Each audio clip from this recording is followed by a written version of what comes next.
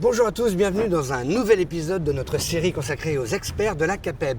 Aujourd'hui, je suis sur la place Plumeroux. Oui, je suis de retour à Tours. Et aujourd'hui, accrochez-vous, on va parler patrimoine avec deux artisans locaux. Allez-y.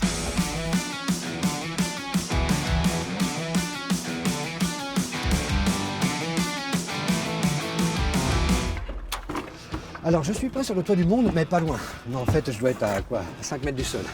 Par contre, je suis sur un chantier très important pour Arnaud Piquerel. Il va devoir rénover cette belle toiture. Et ça, c'est un vrai challenge. Mais déjà, faut pas tomber.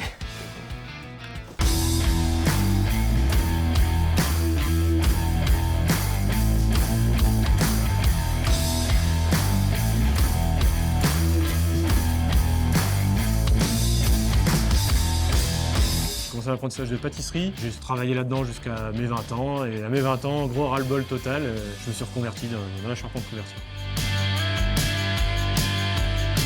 Nous, on fait énormément de rénovation, donc forcément, on touche beaucoup à des vieux bâtiments. Après, le patrimoine, c'est à part, moi, ça me tient à cœur. L'avant-après, arriver que tout soit dans un état pitoyable et qu'on repart et que tout est nickel, c'est une grosse satisfaction.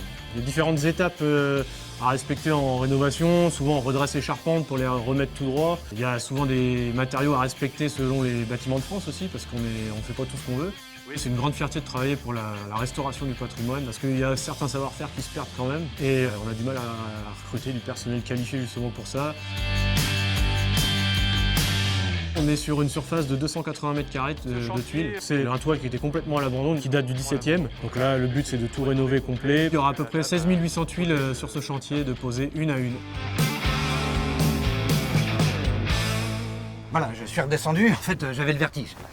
Ce que je vous propose maintenant, c'est d'enchaîner. On va aller à la rencontre de Franck, qui lui aussi a un très joli challenge.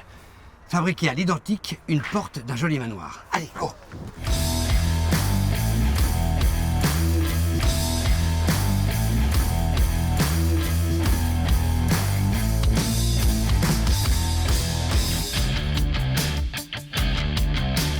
C'est un projet d'un couple qui veulent améliorer leur maison dans Tours. Ils m'ont appelé et j'ai tout de suite vu que cette porte était vraiment très bien, elle était très belle et qu'on pouvait la reproduire sans difficulté. En partie basse, ça sera du double panneau isolé avec du liège, alors qu'actuellement c'est un seul panneau, donc s'il y a une fissure dans le panneau, on voit le joint à travers. Il n'y a pas de joint à cette porte, aujourd'hui on la fabrique avec double joint. Il y aura du double vitrage, alors que c'était du simple vitrage. Et les masses de bois évidemment aujourd'hui qui sont bien plus importantes. Le plaisir qu'on va avoir à fabriquer une menuiserie extérieure, c'est de rechercher à refaire la même chose à l'identique, tout en gardant l'aspect thermique d'aujourd'hui. Ça fait 15 ans que je pratique la menuiserie. Je suis tombé littéralement dans les copeaux tout petit. J'ai commencé le métier grâce à mon père, à qui j'ai racheté l'entreprise récemment. De restaurer des vieux bâtiments, c'est ce qui nous anime aujourd'hui, que ce soit des monuments historiques et en faire des logements. Ça permet de les faire revivre plutôt qu'ils soient à l'abandon, bêtement en fait.